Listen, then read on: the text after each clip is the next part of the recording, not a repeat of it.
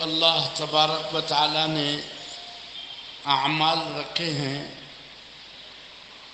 اس میں ایک اہم بنیاد یہ بھی سامنے ہے کہ ملت ابراہیمی کے ساتھ وابستگی مضبوط ہو جائے اور ہمیں اپنا سبق یاد آ جائے اور اس دین اسلام کی عظیم بنیاد واضح ہو کہ اس کے کیا قد و خال ہیں اور کیا وہ عظیم بنیادیں ہیں جس پر رکھ کر اس مبارک دین کو باقی رکھا گیا اور اس کی اشاعت کی گئی اور اس کی حفاظت کی گئی اور تاحال الحمدللہ یہ باقی ہے۔ اس میں ایک اہم کردار انبیاء علیہم السلام میں حضرت ابراہیم علیہ السلام کی شخصیت کی ہے۔ ابھی ذی الحجہ کا مہینہ آنے والا ہے، قربانی وہ بھی سنت ابراہیمی ہے اور حج کا مبارک اعمال اس میں بھی حضرت ابراہیم علیہ السلام کے اعمال اور اس کی شان بڑی جھلک رہی ہے، چلک رہی ہے اور ایک عظیم ماضی کی طرف متوجہ کیا جا رہا ہے۔ اور بھی ان ایام میں جو اعمال ہیں اس میں اس عظیم شخصیت اور اس کے اعمال کو اچھی طرح واضح کیا جاتا ہے۔ سورۃ انبیاء علیہم السلام میں اللہ تبارک و تعالیٰ نے حضرت ابراہیم علیہ السلام کی مبارک زندگی کا آغاز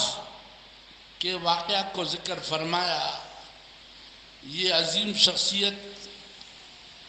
عراق میں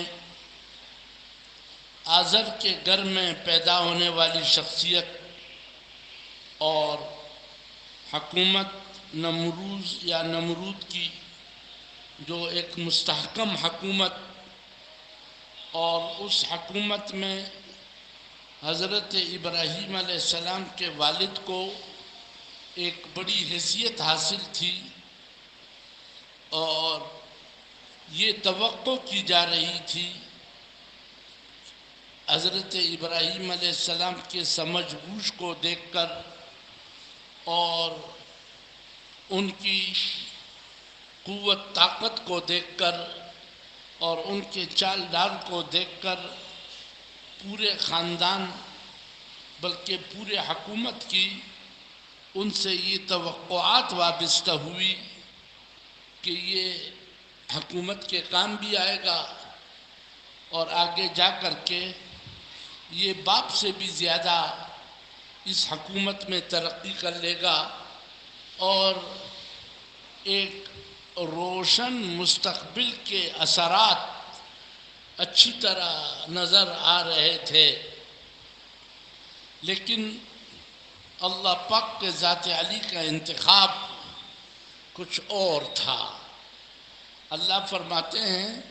وَلَقَدْ آتَيْنَا إِبْرَاهِيمَ رُشْدَهُ مِنْ قَبْلُ وَكُنَّا بِهِ عَالِمِينَ۔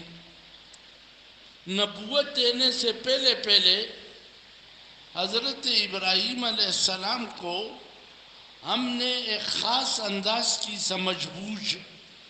بھلائی کی طرف رغبت اور ایک پاکیزہ زندگی، پاکیزہ سوچ اور ایک اعلیٰ درجے کے سمجھ سے نوازا تھا۔ اور ہم جانتے تھے کہ اس عظیم شخصیت کے ذریعے سے آگے ایک عظیم بنیاد پڑنے والی ہے جو قیامت تک چلے گی۔ یہ ایک طرف بیت اللہ کے معمار تو دوسری طرف سے انبیاء علیہ السلام کے جد امجد حضرت موسیٰ علیہ السلام بھی ان کے نقش قدم پہ چلیں گے، اور حضرت عیسیٰ علیہ السلام بھی اس کے نقش قدم پہ چلیں گے، اور حضرت محمد علیہ السلام ملت ابراہیمی کے محافظ اور اس کے احیاء کا زبردست ذریعہ ثم اوحینا الیک ان اتبع ملت ابراہیم حنیفا، ابراہیم علیہ السلام جہاں اس کی اور بڑی شان کہ ابراہیم علیہ السلام وہ اللہ پاک کے شکر کرنے والے اور عظیم انسان جس کو اللہ نے منتخب کیا تھا، اور وہ ایسے نیک کہ آخرت میں بھی ان کی وہ نیکی باقی رہے گی، دنیا میں بھی بھلائی مل گئی تھی اور آخرت میں بھی، اور بڑی عظیم شخصیت۔ لیکن اس سب میں اونچی بات ان کی یہ کہ آپ کو بھی یہ حکم دیا جاتا ہے کہ اس طرز کو اپنائیے۔ تو گوئے کہ ملت جو امت محمدیہ ہے اس کی بنیاد میں بھی ملت ابراہیمی شامل ہے، اور اس کے نقش قدم پہ پیغمبر علیہ السلام چلے، اور ابراہیمی ملت کی صحیح انہوں نے تشخیص بھی کی، تعین بھی کی، اور اس میں جو کچھ ملاوٹ کی گئی تھی اس کی صفائی بھی کی۔ اس لیے ہم یہ جانتے تھے کہ وہ اس رشد کے مستحق ہیں، ہم نے ان کو دیا تھا اور ہم ان سے واقف تھے۔ وہ ایک ایسی بستی میں اور ایک ایسے شہر میں جہاں ان سے توقعات ہیں کچھ اور، لیکن وہ اپنے مستقبل کو داؤ پہ ڈال رہے ہیں، جتنی ترقی کے امکانات ہیں ان کو داؤ پہ ڈال رہے ہیں، اور حکومت میں جو کچھ ان کو ملنے والا ہے اس کو داؤ پہ ڈال رہے ہیں، اور اپنے گھر سے شروع کرتے ہوئے ان کا گھر، ان کے والد اور ان کا خاندان وہ بھی ان کا دشمن ہو گیا، اور ایک سخت حال سے دوچار ہیں اور بالکل تنہا ہیں۔ لیکن رشد سے اللہ نے نوازا تو ان کی بولی اور ان کی دعوت کا آغاز اپنے علاقے میں، اپنے شہر میں، اپنے قوم میں، اپنے گھر میں، اپنے والد صاحب کو اور اپنی قوم کو ان کے بولنے کا کوئی اور انداز ہے، سمجھانے کا انداز۔ ما هذه التماثيل التي انتم لها عاکفون، یہ جن بت پرستی میں تم لگے ہوئے ہو اور بتوں کی جو عبادت کر رہے ہو، اس کے سامنے جھکتے ہو، سجدے کرتے ہو، اس کے چڑھاوے اور اس کے نام پر نظر و نیاز اور ان کے لیے مختلف قسم کی چیزیں رکھتے ہو اور ان کے ناموں پہ دیتے ہو اور ان کو پکارتے ہو اور ان کے سامنے جھکتے ہو، اور تم یہ سمجھتے ہو کہ یہ ہمارے حاجت روا ہیں، یہ ہمارے مشکل کشا ہیں، اور ان کے ذریعے سے ہماری زندگی کی مشکلات حل ہو جائیں گی۔ یہ سب بے حقیقت چیزیں ہیں، اس کی کوئی بنیاد نہیں ہے۔ ما هذه التماثيل التي انتم لها عاکفون، جن بتوں کی عبادت میں آپ لگے ہوئے ہو اس کی حقیقت کیا ہے، کیا بنیاد ہے، کس نے ان کو یہ اختیارات دیے ہیں، اور کس نے اس کی عبادت پہ لگایا ہے، اس کی بنیاد کیا ہے؟ ظاہر بات ہے کہ جتنی شرک اور بدعات کی شکلیں ہوتی ہیں یہ من گڑت ہوتی ہے، یہ نازل شدہ نہیں ہوتی، اللہ کی طرف سے اس کی کوئی رہنمائی نہیں ہوتی، اس کے پیچھے کوئی کتاب، کوئی علم اور کوئی مضبوط دلیل نہیں ہوتی۔ بس دیکھا کہ ہمارے ہاں یہ رائج ہے تو اس رواجی شکلوں کو دیکھ کر چھوٹے اپنے بڑوں کو دیکھتے آئے اور بڑے اس غلط رخ پہ پڑ گئے اور آتے گئے، اور کسی نے اپنے اعمال کا جائزہ لیا نہیں اور ایک غلط قسم کی کلچر وہ پروان چڑھی اور ایک غلط قسم کے طور طریقے پروان چڑھے، تو انہوں نے اسی کا اعتراف کیا کہ واقعہ یہ ہے کہ اس کی اور تو کوئی بنیاد ہمارے پاس نہیں ہے، کوئی وحی نہیں ہے، کوئی کتاب نہیں ہے، ہمارے پاس اور کوئی دلیل نہیں ہے، بس اتنی بات ہے کہ ہم نے اپنے باپ دادوں کو اس کی عبادت کرتا ہوا پایا ہے، ان کے یہاں سے یہ چلا آ رہا ہے تو ہم نے بھی وہ طور طریقے اختیار کیے، اس کے علاوہ ہمارے پاس اس کی کوئی بنیاد نہیں ہے۔ تو خود اس اعتراف میں یہ ایک گمراہی کا اعتراف تھا کہ گویا کہ بے بنیاد قسم کی شکلیں یہ شروع کی گئی اور وہ قادر مطلق ذات جس کے اختیار میں سب کچھ ہے اس نے نہ ان کو اختیارات دیے اور نہ اس کا حکم دیا، تو غلط طریقے پہ غلط روش چل پڑی، آپ کے باپ دادوں نے غلط طریقے اختیار کیے اور آپ بھی کہتے ہو کہ اور کوئی بنیاد نہیں ہے، بس وجدنا آباءنا لہا عابدین، اپنے باپ دادوں کو اس کی عبادت کرتا ہوا ہم نے پا لیا تو بس اس پہ ہم لگ گئے۔ تو ابراہیم علیہ السلام نے انتہائی وضاحت کے ساتھ یہ بات ارشاد فرمائی کہ انتم و آباؤکم فی ضلال مبین۔ بھائی یہ جو طریقہ آپ لوگوں نے اختیار کیا ہے یہ اللہ تک پہنچنے والا راستہ نہیں ہے، یہ گمراہی ہے، راہ کو گم کر لیا ہے۔ اس کائنات کا ایک مالک ہے، ایک ہی خالق ہے، وہ کھلا رہا ہے،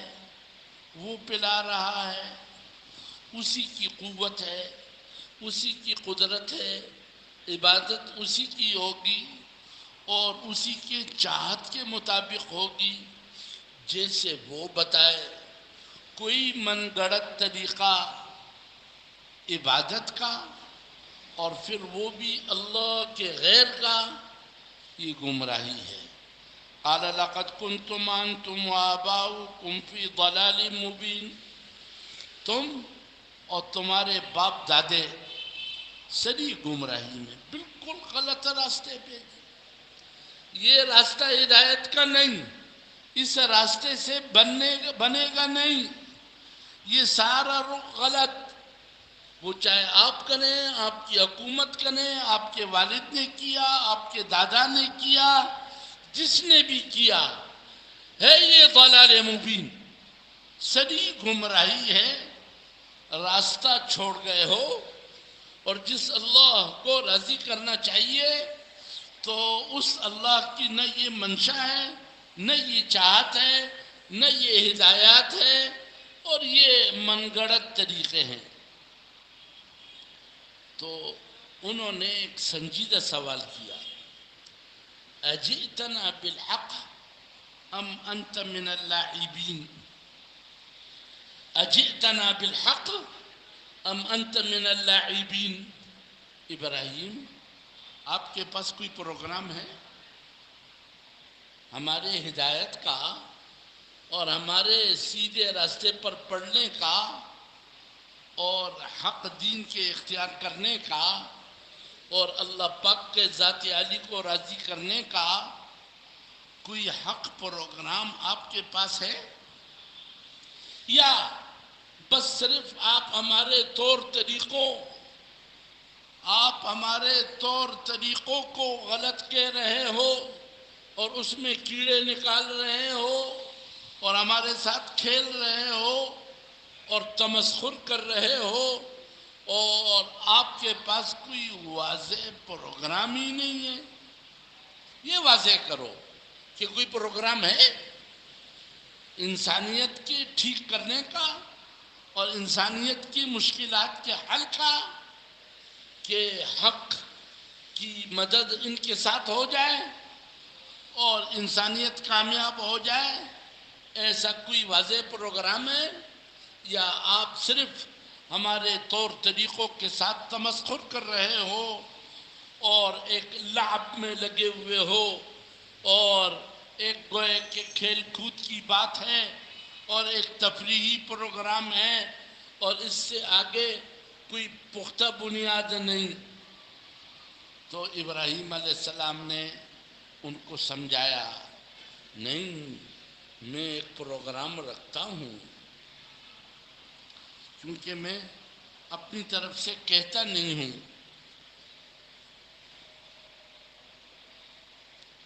ان کے مقابلے میں حضرت ابراہیم علیہ السلام نے فرمایا کہ جی، میرا پروگرام یہ ہے کہ جس ذات نے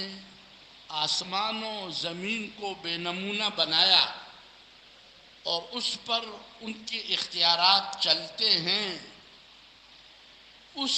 اللہ کی طرف میں متوجہ کر رہا ہوں اور اس کی منشا کو واضح کرتا ہوں، اور حق کی وضاحت کا اختیار بھی اسی کو ہے، تو وہ اللہ مجھ پر وحی نازل کرتا ہے، میرا انتخاب کیا ہے، اور اتحاجونی فی اللہ وقد ہدانی، میرے ساتھ اللہ کے معاملے میں مقابلہ کرتے ہو، حالانکہ وہ اللہ مجھے براہ راست راستہ بتاتا ہے، مجھ سے کلام فرماتے ہیں، اس کی وضاحت کرتے ہیں کہ عقیدہ کس طرح ہونا چاہیے، اعمال کیسے ہوں، زندگی کی صحیح ترتیب کیا ہو۔ وہ اللہ میری رہنمائی فرما رہے ہیں اور مجھے بتاتے ہیں، راستہ وہ بتا رہے ہیں، انہوں نے انتخاب کیا ہے، اور یہ زمین و آسمان اس کے ہیں، ان کے پیدا کردہ ہیں، اس کے درمیان میں جو کچھ ہے ان کا پیدا کیا ہوا ہے، انہی کا فیصلہ چلتا ہے، لہذا میں ایک حق پروگرام رکھتا ہوں۔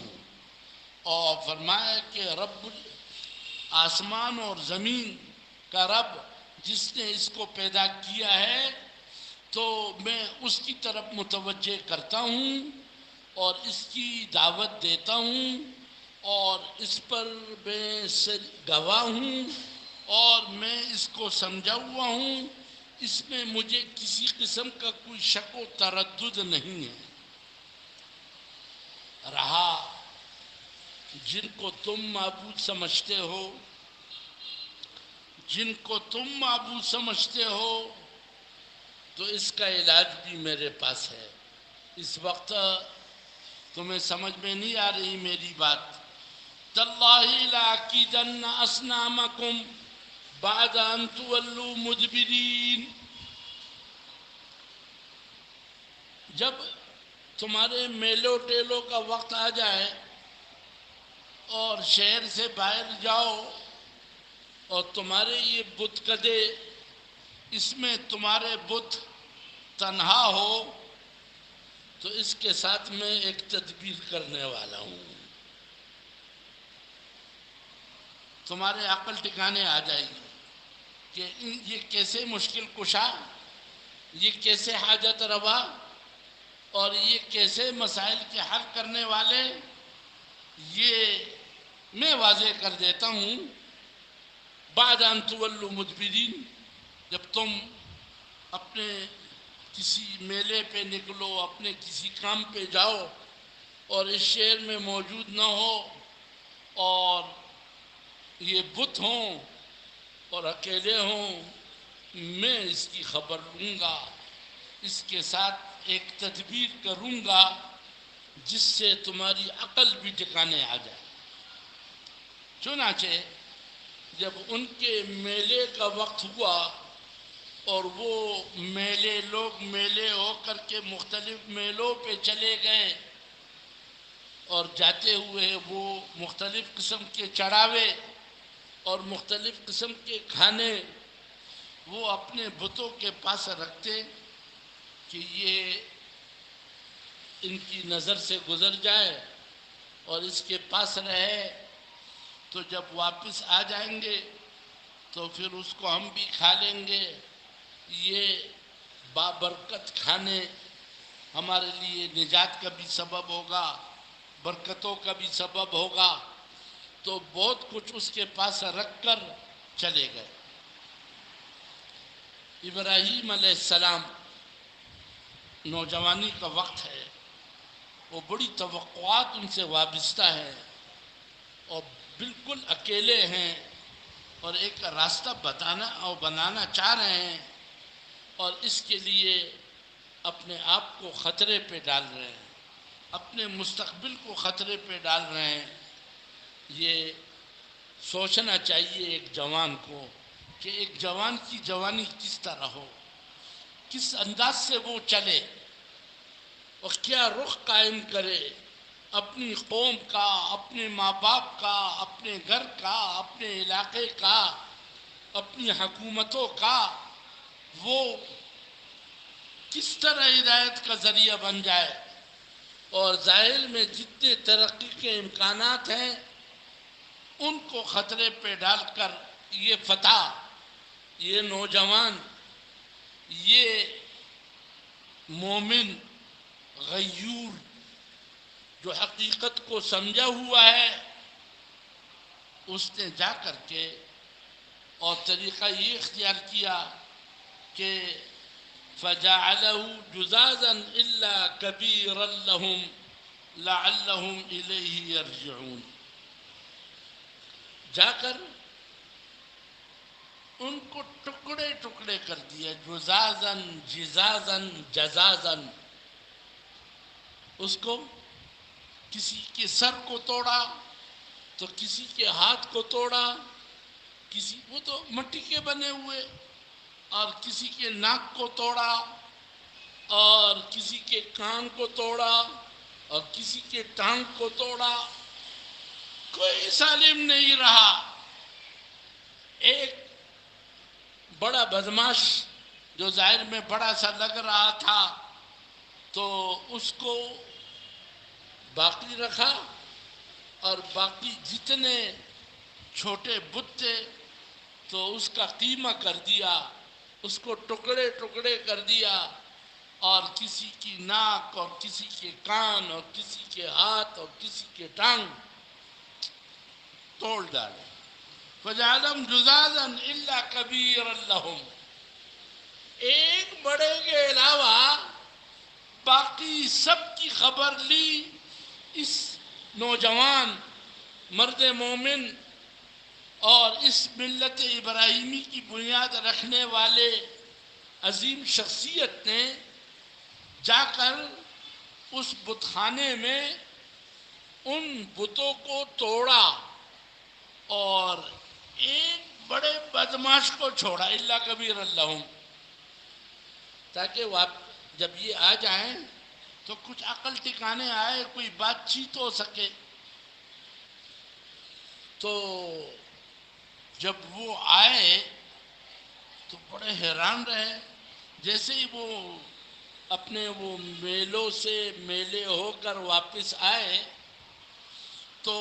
گئے اپنے بت خانے میں کہ ان سے وہ جو چڑھاوے ہم نے رکھے وہ وصول کر سکے۔ تو تو آگے جو گئے تو ان کے سارے خدا وہ ٹوٹے ہوئے، اور کسی کی ٹانگ نہیں، کسی کی ناک نہیں، کسی کا سر نہیں، اور سب ٹکڑے ٹکڑے پڑے ہوئے ہیں۔ تو کہنے لگے من فعل ھذا بآلہتنا، یہ ہمارے معبودوں کے ساتھ یہ کام کس نے کیا؟ تو بڑا ظالم لگ رہا ہے، بڑی زیادتی کی، اس نے ہمارے حاجت رواؤں کو اور ہمارے مشکل کشاؤں کو اور ہماری مشکلات کو حل کرنے والوں کو کس نے ایسا کر دیا کہ وہ ٹکڑے ٹکڑے ہو گئے؟ یہ تو ظالم ہے۔ پھر کہنے لگے سمعنا فتن، ایک نوجوان کے بارے میں ہم نے سنا ہے، ایک فتح ہے، وہ غیور اس کے خلاف بات کرتا تھا، جس کو ابراہیم کہا جاتا ہے، یہ اس کے کرتب معلوم ہوتے ہیں، یہ کاروائی انہوں نے کی ہے۔ ایک فتح کے بارے میں ہم سنا کرتے تھے کہ وہ اس بت پرستی کے خلاف، تو یہ کام انہوں نے کیا ہے، انہوں نے کیا ہوگا۔ تو بادشاہ نے کہا فَأْتُوا بِهِ عَلَىٰ أَعْيُنِ النَّاسِ لَعَلَّهُمْ يَشْهَدُونَ، ان کو لوگوں کے سامنے لے آؤ، سب کو جمع کرتے ہیں، عدالتی کاروائی ہوگی، لیکن یہ ایسی نہیں ہوگی کہ عدالت میں چھپی ہوئی ہو، اور یہ کاروائی ایسی ہوگی کہ سب پر کھل جائے کہ ہم اب کس طرح ان کو نشان عبرت بنانے والے ہیں، تو سب کو اچھی طرح معلوم ہو جائے، اس لیے لوگوں کے سامنے لایا جائے، اور سارے لوگوں کے سامنے اس مجرم کے خلاف عدالتی کاروائی اس طرح ہو کہ عدالت کی کاروائی چھپی ہوئی نہ ہو، اور وہ اچھی طرح سب لوگ دیکھ لیں اور سب کو معلوم ہو جائے۔ فَأْتُوا بِهِ عَلَىٰ أَعْيُنِ النَّاسِ لَعَلَّهُمْ يَشْهَدُونَ، تاکہ وہ سب باخبر ہو سکیں اور ان سب کو پتہ چل جائے کہ ہم کیسے اپنے معبودوں کی اعانت کرنے والے اور اپنے معبودوں کا بدلہ لینے والے اور اپنے معبودوں پر مر مٹنے والے، تو یہ لوگوں پر بھی واضح ہو جائے، تو اس لیے ان کو لوگوں کے سامنے لے آؤ۔ سبحان اللہ، لائے گئے، پوری قوم ہے، ان کے والد ہے اور ان کے خاندان کے لوگ ہیں، حکومت ہے اور ان کی سزائیں ہیں اور ان کی قوت طاقت ہے، اور یہ مرد مومن بالکل اکیلا، بالکل اکیلا، یہ فتح ہے، نوجوان ہے اور بالکل اکیلا ہے، اور پوری قوم غضبناک ہے، اور سب کے سامنے لایا جا رہا ہے اور ان پر مقدمہ چل رہا ہے، اور ان سے کہا جا رہا ہے اَأَنْتَ فَعَلْتَ هَذَا بِآلِهَتِنَا یا ابراہیم۔ حضرت ابراہیم علیہ السلام نے بھی بڑا پیارا طرز اختیار کیا، کیا سمجھدار آدمی، کیا زبردست داعی، کیا اللہ پاک کے ذات علی کی مدد پر اس عظیم انسان کو یقین، پوری قوم، پوری برادری، پوری حکومت اور ان کے سارے کارندے اور ان کی ساری قوت طاقت ان کے خلاف، اور اس میں یہ اکیلا بڑا عجیب طرز اختیار کر رہا ہے۔ بل فعلہ، کسی کرنے والے نے تو کیا ہے، کوئی کرنے والا کر گیا ہے اس کام کو۔ فعلہ فاعل ہو، کوئی کرنے والے نے یہ کام تو کیا ہے، کام تو ہوا ہے، کام تو ہوا ہے، اور یقیناً کسی کی ٹانگ ٹوٹی ہے، کسی کا سر ٹوٹا ہے، اور کسی کے کان نہیں ہیں اور کسی کی آنکھ نہیں ہے، تو کام تو ہوا ہے اور کوئی کرنے والا کر گیا ہے۔ اس کام کو کوئی کام کرنے والا کر گیا ہے، لیکن اب اس کی معلومات کیسی کی جائے؟ تو کبیرہم ھذا فاسألوہم ان کانوا ینطقون، اگر کوئی ان میں نطق کی طاقت ہو، یہ بول سکیں تو یہ بتا دیں گے۔ تو یہ بڑا بدماش سالم موجود ہے، ان سے بھی تو پوچھئے کہ یہ کیا کاروائی ہوئی ہے۔ یہ سمجھانے کا بڑا پیارا انداز کہ یہ مخلوق بے بس، اس کی کوئی قوت نہیں، اس کی کوئی طاقت نہیں، یہ اپنے آپ کو بچا نہیں سکتے، یہ انتہائی بے بس مخلوق، اس کو کیسے حاجت روا تسلیم کر لیا، اس کو کیسے مشکل کشا تسلیم کر لیا، اور ان کو نافع زار سمجھ کر ان کے سامنے جھک رہے ہو۔ کتنی بڑی حماقت ہے، کتنی بڑی غلطی ہے۔ ان سب پر ایک عجیب کیفیت ہو گئی۔ حق بات، حق طریقے اور حق نیت سے ہوتی ہے، یہ بڑے عجیب اثرات مرتب کرتی ہے، بالکل تنہا۔ لیکن اس مرد مومن کی بات نے ایسی عجیب فضا قائم کی، فرجعوا الى انفسهم، ان کے سر شرم کی وجہ سے جھک گئے، سرکوزش ہوئی۔ سرکوزے جانتے ہو؟ جو ندامت کی وجہ سے اس کا سر نیچے ہو جائے اور ان کے پاس کوئی جواب نہ ہو، لاجواب ہو جائے، تو وہ اوپر دیکھ نہیں سکتے، تو وہ جتنے بھی مقدمہ چلانے والے اور جو بڑکے مارنے والے، ان سب کی بڑی عجیب کیفیت ہو گئی اور ان کے سر جھک گئے، اور انہوں نے زبان حال سے کہا لاجواب ہو کر کہ یار سچی بات یہ ہے کہ انکم انتم الظالمون، تم ہی مشرک، ظلم کرنے والے، حد کو پار کرنے والے، کس بے بس مخلوق کو الہ کہہ دیا۔ یہ انہوں نے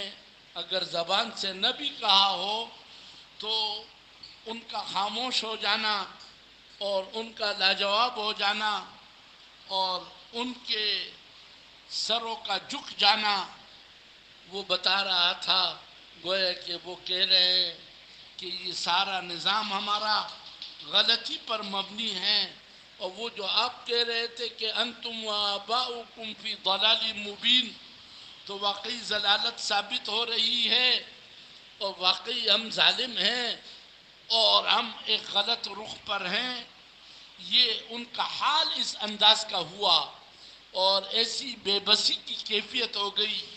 گویا کہ ان کے حال سے یہ بات واضح ہو رہی تھی کہ وہ کسی درجے میں اعتراف کر رہے ہیں، لیکن ایمان نہیں لائے، اور پھر وہ سر نیچے تھے۔ ثم نکسوا علی رؤوسہم، نقص سر اگر نیچے ہو تو نقص یہ ہوگا کہ سر اٹھائے، اور اگر سر اوپر ہو اور پھر سر نیچے کرے تو یہ بھی نقص ہوگا۔ تو ناقص الرقص، سر کو اس کی ہیئت سے تبدیل کرنے والے، عام طور سے تو اوپر والا سر جب نیچے چلا جاتا ہے تو کہتے ہیں سرکوزے ہے اور سر کو نیچے کر دیا ہے، لیکن یہ تو پہلے سے رجعوا الی انفسہم، سر ان کے نیچے تھے اور لاجواب تھے، تو جواب دینے کے لیے انہوں نے سر اٹھایا اور سر اٹھا کر کہنے لگے لقد علمت ما هؤلاء ينطقون، اے ابراہیم یہ تو آپ بھی جانتے ہو کہ یہ بول نہیں سکتے، یہ غیر ناطق مخلوق ہے،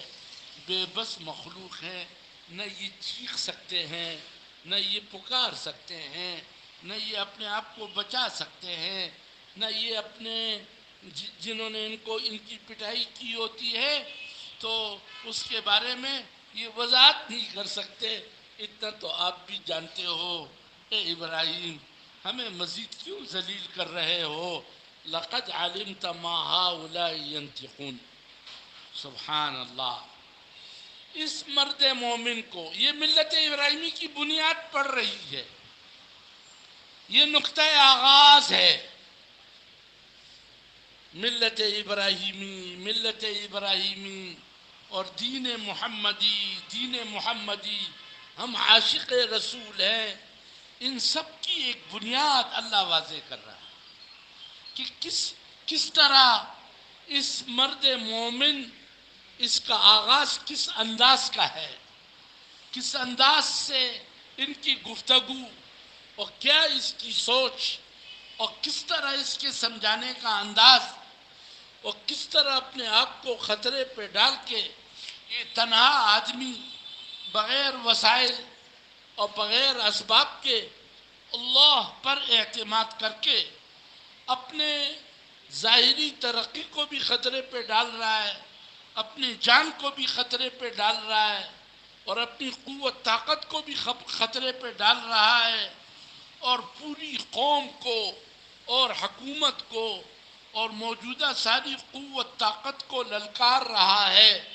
اور ہے بالکل تنہا، نہ کوئی جتھا، نہ کوئی تنظیم، نہ کوئی پارٹی، نہ کوئی دفتر اور نہ کوئی جگہ، بالکل ہر لحاظ سے مکمل تنہا یہ عظیم انسان۔ اللہ اکبر، اس کی جرت اور اس کی سوچ، اور پھر اس نے وضاحت کی جس کے لیے یہ سارا کیا تھا، افتعبدون من دون اللہ ما لا ينفعکم ولا یضرکم۔ ارے بدبختو، غیر اللہ کی عبادت میں لگے ہوئے ہو جو نہ تمہیں نفع پہنچا سکتے ہیں نہ نقصان، نفع نقصان کے مالک ہی نہیں، انتہائی بے بس، اس کی عبادت میں لگے ہوئے ہو۔ اف لکم ولما تعبدون من دون اللہ افلا تعقلون۔ تم پر بھی تف اور تمہارے معبودوں پر بھی تف اور افسوس، اور تباہ ہو جاؤ تم اور تباہ ہو جائیں تمہارے یہ معبودان باطلہ۔ عقل سے کام نہیں لیتے ہو؟ یہ تمہارے سر اس میں گوبر ہے یا کہ کوئی دماغ ہے؟ سوچتے نہیں ہو؟ کیا عجیب بات ہے، جس کو کل تم نے بنایا تھا،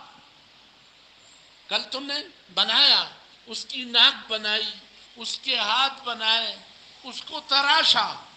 ان کو بنایا۔ افتعبدون ما تنحتون، عجیب لوگوں، جس کو تراشتے ہو، جس کو بناتے ہو، جس کی ناک بناتے ہو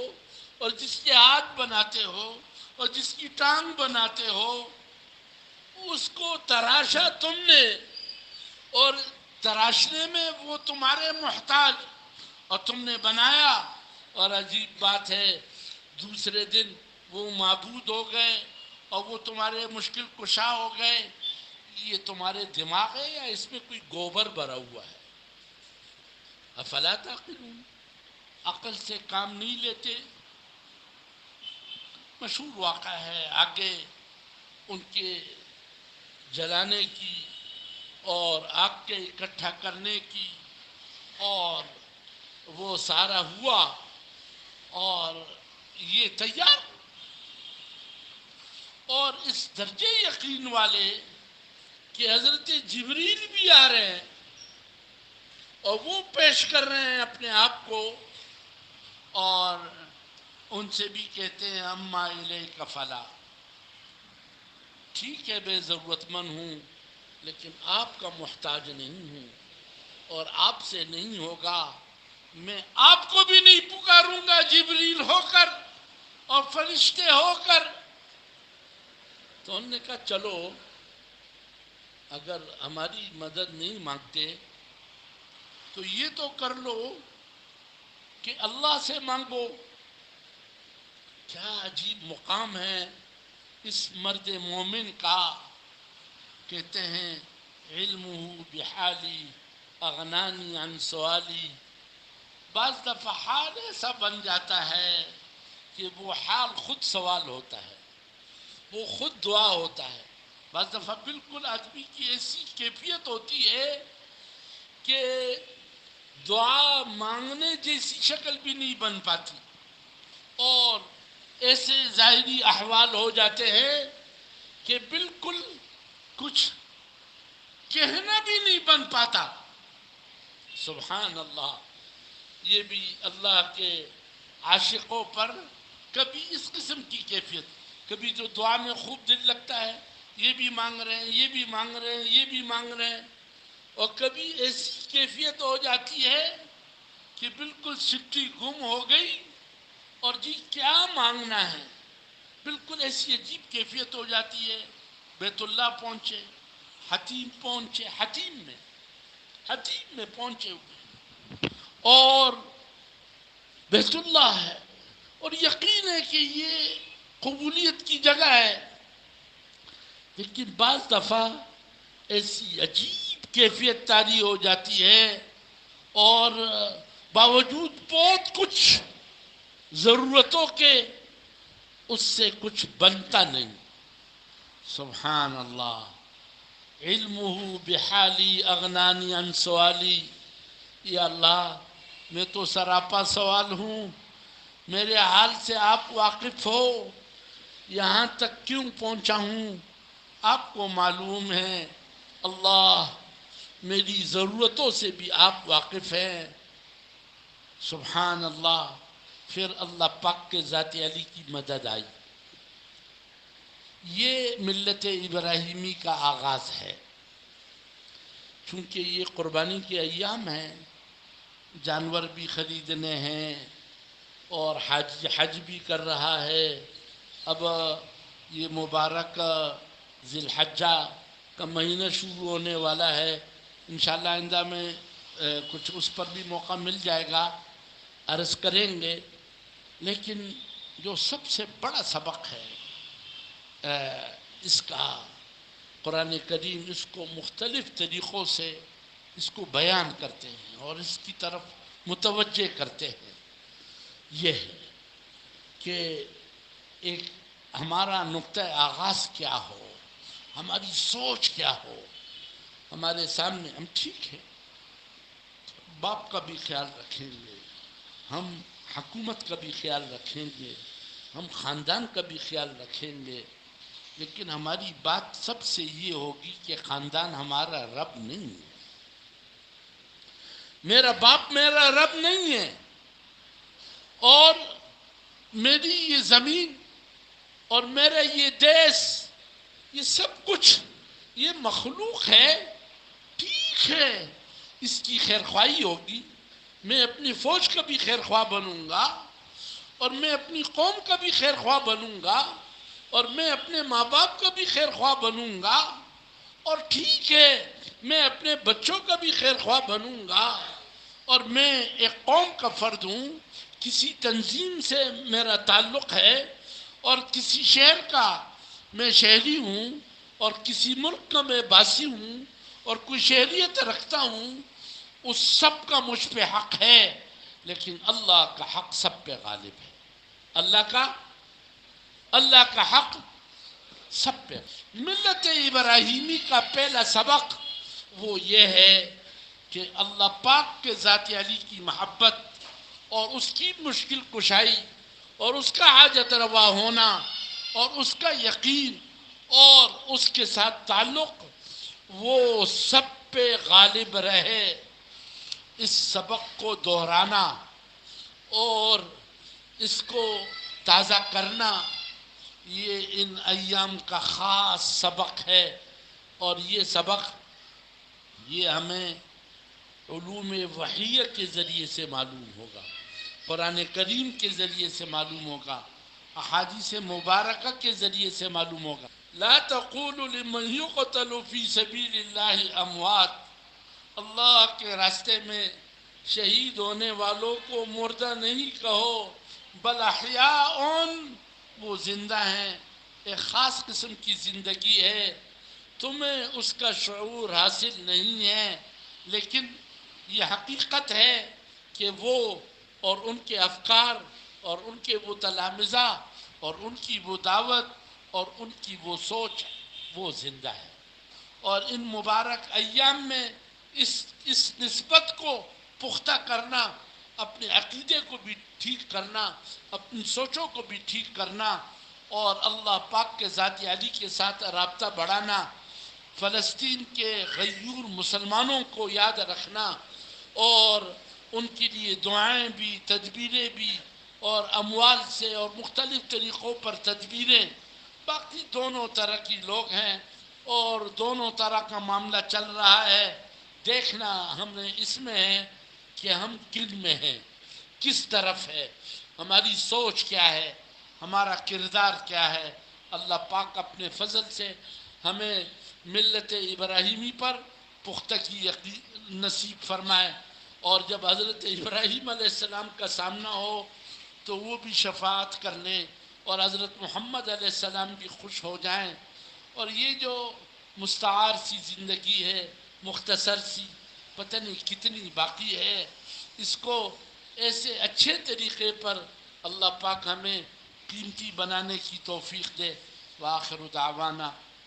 ان الحمد للہ رب العالمین۔